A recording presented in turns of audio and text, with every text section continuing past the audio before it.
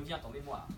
Sapience n'entre point en âme malivole, et science sans conscience n'est que ruine de l'âme. Mais là où Rabelais, il y a 4 siècles, formulait un espoir en insistant sur la nécessité de transcendance métaphysique, Rostand, en 1942, fait le constat pessimiste que l'homme est devenu trop puissant, sans pour autant avoir acquis la sagesse nécessaire qu'invoquait déjà le visionnaire humaniste en son temps. La science aurait-elle fait de nous des dieux, exerçant une influence sans limite, capable de faire la pluie et le beau temps pour le meilleur? Ou nous a-t-elle transformés, pour le pire, en apprentis sorciers, non dignes d'être humains, capables de commettre les pires exactions, à l'instar du mage noir Voldemort, en dépit de l'enseignement strict qu'il avait reçu à Poudlard? À bien des égards, Rostand a raison. La science nous a rendus très puissants, sans pour autant que nous l'utilisions à bon escient. L'histoire contemporaine fourmille d'exemples qui soutiennent sa thèse. À cause du génie génétique qui a permis de transformer le génome, nous connaissons depuis longtemps la tentation eugéniste. Huxley, en son temps, nous interrogeait déjà avec force dans son meilleur des mondes. Il l'exposait en ces mots. Au procédé Bokanovski, répéta le directeur, et les étudiants soulignèrent ce mot dans leur calepin. Un embryon, un œuf, un adulte. C'est la normale. Mais un œuf bokanovskifié a la propriété de bourgeonner, de proliférer, de se diviser.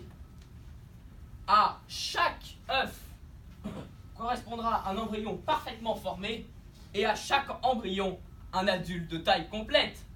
Ainsi, on fait pousser 96 êtres humains là où il n'en poussait autrefois qu'un seul, le progrès.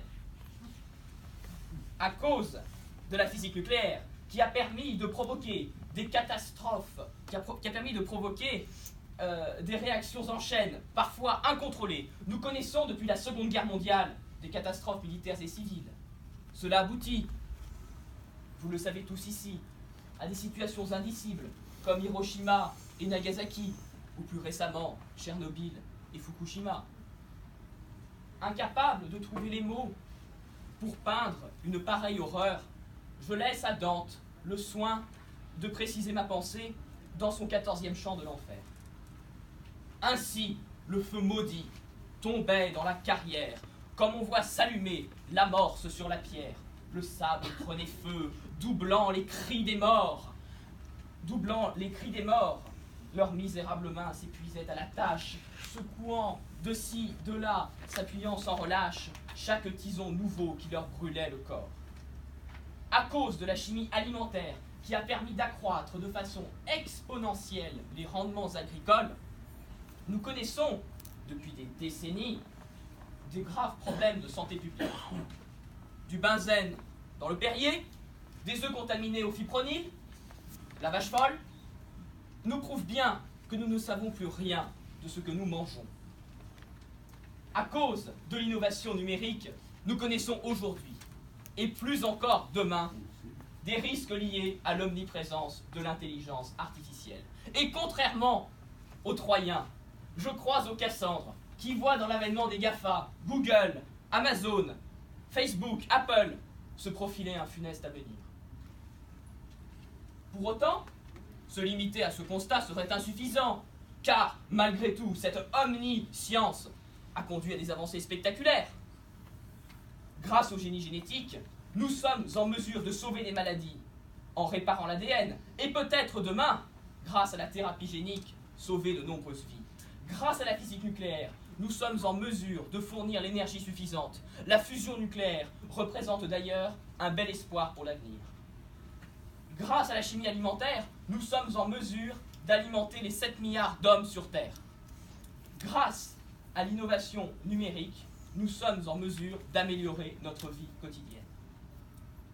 Avide de progrès, notre société est tout autant inquiète des risques réels ou redoutés et demande de plus en plus de comptes. La science construit la vérité. Et dire que la Terre est ronde est plus vrai que soutenir qu'elle est plate. Mais la science ne nous dit jamais ce qui est bien ou mal, juste ou injuste.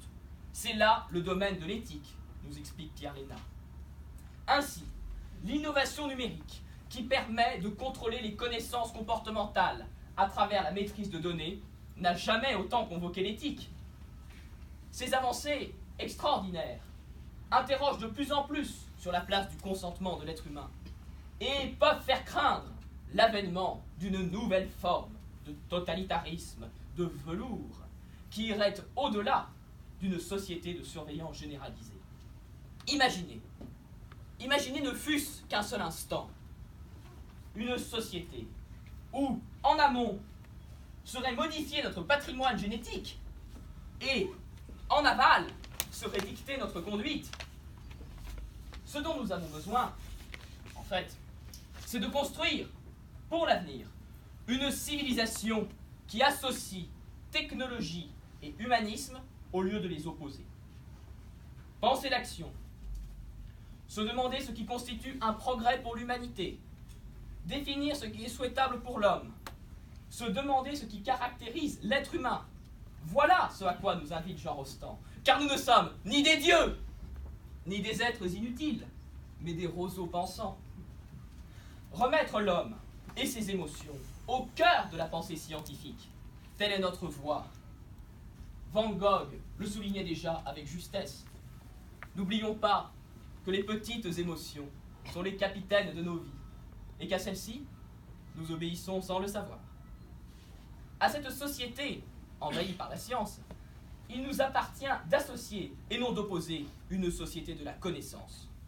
Aujourd'hui, à l'heure des réseaux, de l'immédiateté et de l'intelligence artificielle, la curiosité est plus que jamais nécessaire. À cette curiosité doit être conjuguée une société de l'engagement. Car, comme le disait Einstein, le monde est dangereux à vivre. Non pas tant à cause de ceux qui font le mal, mais à cause de ceux qui regardent et laissent faire. Construire un modèle éducatif qui donne toute sa place à la curiosité, à la multidisciplinarité, au travail en groupe, à l'acquisition d'une bonne culture générale et à un esprit critique très développé. Voilà peut-être quelques pistes pour amorcer une société de sagesse, pour rester libre de nos comportements, tout simplement.